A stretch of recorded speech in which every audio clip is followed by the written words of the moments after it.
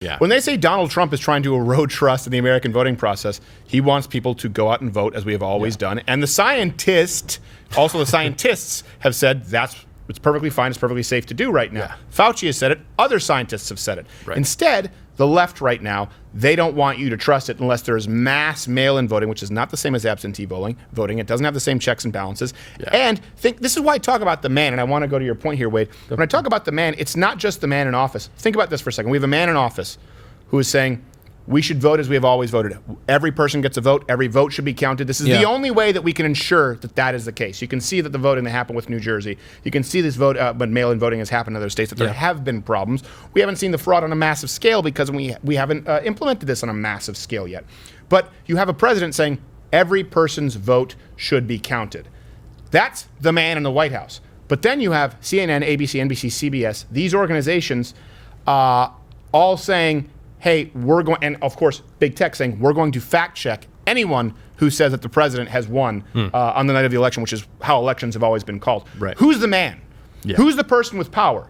Who's swimming upstream? Who is fighting an uphill battle? Who is Goliath? The president of the United States is not the man with this, again, because he's the president of the United States. I know many of you can't be bothered to pick it up, but if you read the Constitution, or if you watch it's 20 minutes of Schoolhouse Rock, for crying out loud, there's a cartoon on it. You would understand that the president does not have the kind of unfettered power that Joe Biden wants to make it seem to be, and that Joe Biden would like to have as president, throwing out mask mandates and farm banks. Every single answer to a question, too, from the Democrats is the same way they employ their businesses, like we see with YouTube and CNN and Twitter and Facebook, is we have ultimate and absolute control. We're going to make sure that we fact check anyone who disagrees with us, and we're going to make sure that this becomes the rule on our platform. We're not going to apply it equally. That's the same thing that Joe Biden, if you look at his answers, he wants to do as president of the United States. Let me just leave it at this. When people say one person is a fascist, that Donald Trump is a Nazi, that this is a guy who wants to seize control and power, if you're going to follow the trend, okay, if you're going to look at Donald Trump, the things that they complain about, right, is he's cut taxes. Ooh, that's evil. He hasn't forced a mask mandate. That's what a fascist would do. Let people go out.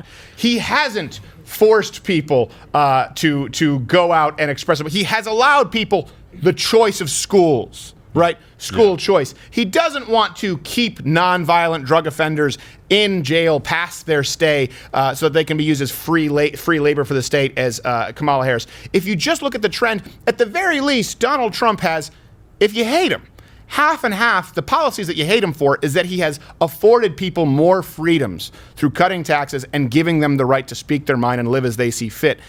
Any policy with which conservatives disagree with Joe Biden is because of a reach for more unfettered power. So if you're going to talk about a fascist, I would say it's the guy who says he's going to force people to wear masks. It's the guy who's going to work with entities that are going to fact check and refuse to concede to the election and increase taxes on all Americans, and the party that wants to limit free speech and, by the way, writes a 5-page climate bill that gives them total and complete unfettered power over not only climate, energy, businesses, but social justice. I would say the trend is pretty consistent that one person in this race, Joe Biden, wants to limit your freedoms, wants to limit your opportunities. This is the only time I can ever remember.